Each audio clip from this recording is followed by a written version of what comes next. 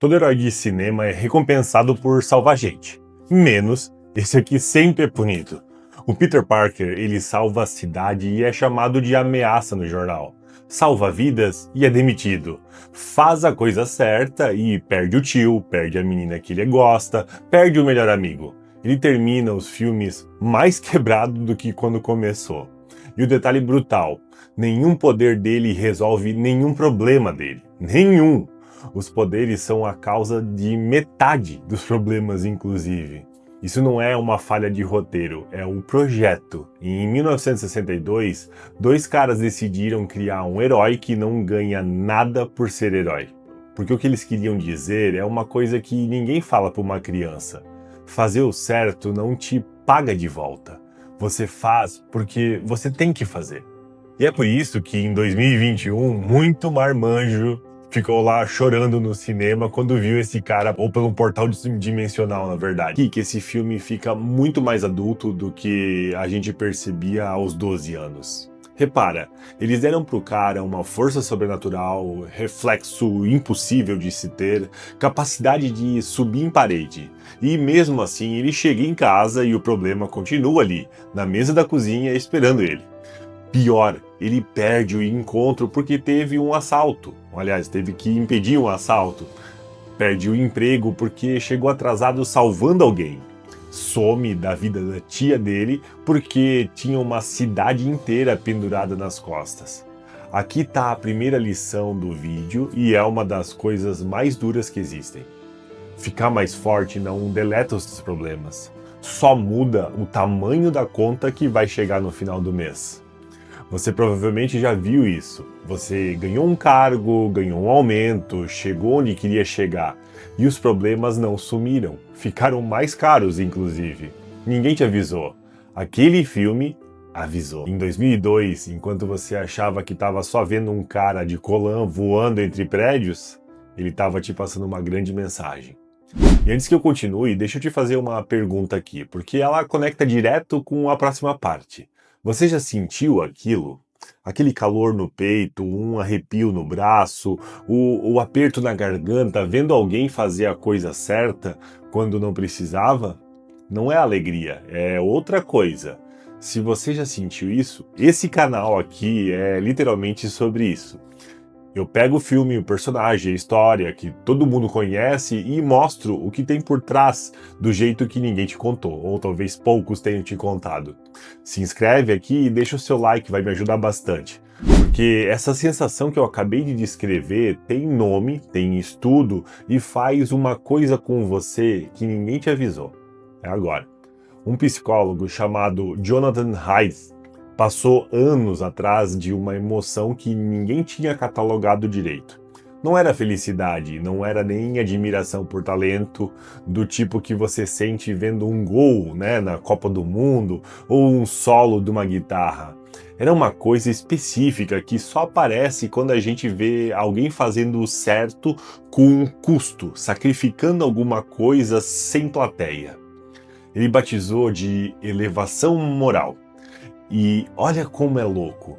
Isso não acontece só na tua cabeça, acontece no teu corpo. As pessoas descrevem sempre com as mesmas palavras. Calor no peito, um arrepio, uma garganta apertada, o olho enchendo de lágrimas. Sempre a mesma região, o peito. Não é o coração como poesia, é a reação física medida. Teve um estudo com mães que estavam amamentando. Elas assistiram os dois tipos de vídeo. Um engraçado e outro com uma cena de bondade genuína. As que assistiram à cena de bondade tiveram uma resposta corporal ligada à ocitocina, que é o hormônio do vínculo, do apego. O corpo delas reagiu ao ato de alguém fazer o bem na tela como se tivesse uma ligação real com a pessoa real. Mas o achado que interessa mesmo para você é o próximo. Quem sente elevação fica mais disposto a ajudar alguém lá. E aqui vale comparar direito. Uma pessoa que ficou alegre, que riu, que se divertiu, não teve o mesmo efeito. Só a elevação empurra para a ação.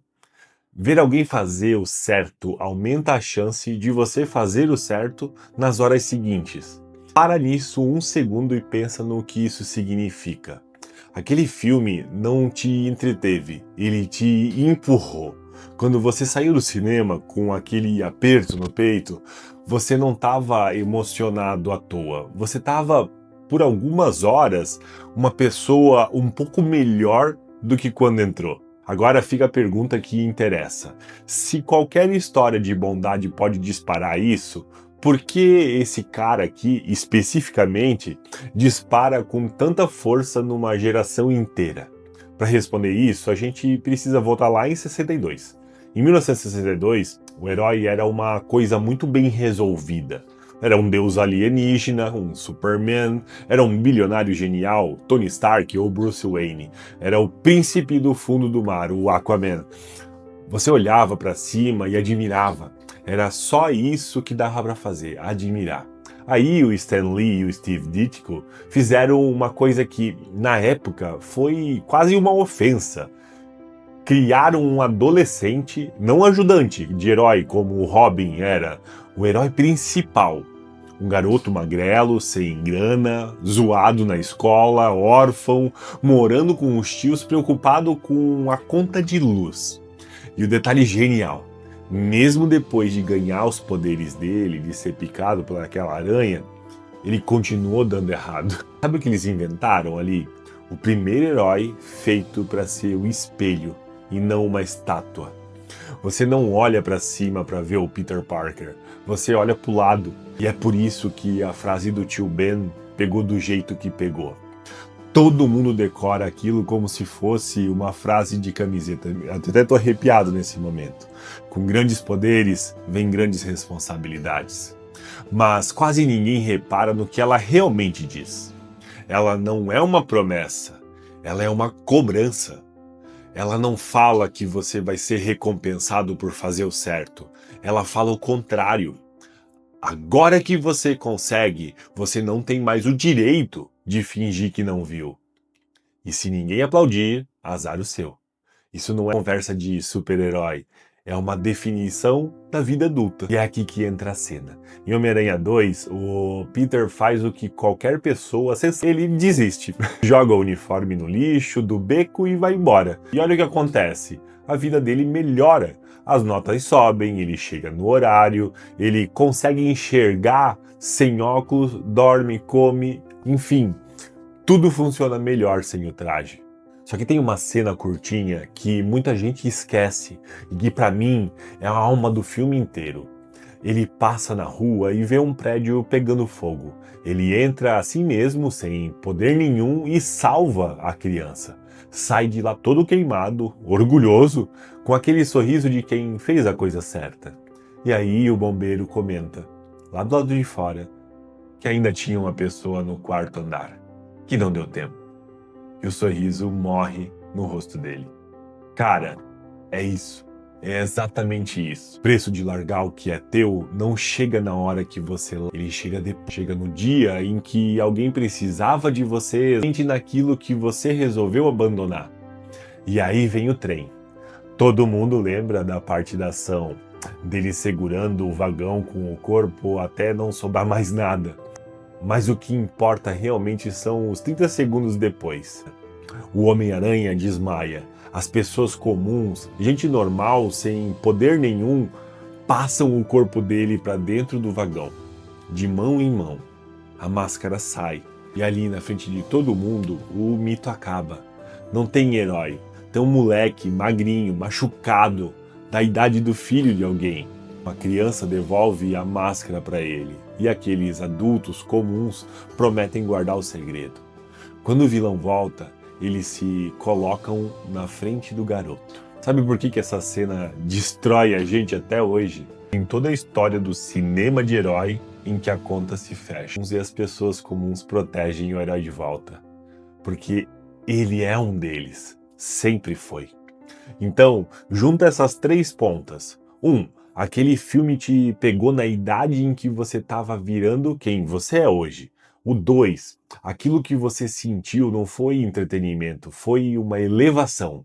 Foi o teu corpo respondendo a alguém fazendo o certo, com custo e te empurrando para o mesmo lado por algumas horas.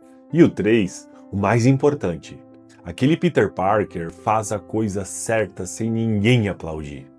Que erra, que quebra, que chora feio, que não paga o aluguel, que não consegue pagar o aluguel e que levanta assim mesmo no dia seguinte e faz de novo. Talvez seja essa a mensagem que ficou grudada na gente sem a gente perceber. Se ele conseguia, com tudo dando errado na vida dele, por que você não consegue também? Agora eu devolvo para você. E é para comentar aqui embaixo. Qual foi a última vez que você fez uma coisa certa que ninguém viu? Comenta ali que eu quero ler todos os comentários possíveis. Se esse vídeo te acertou em algum lugar, deixa o like e se inscreve, como eu falei ali no começo. Porque na próxima semana eu vou pegar outro personagem que todo mundo acha que entendeu e mostrar o que estava lá escondido lá dentro. Valeu, de coração, e até a próxima.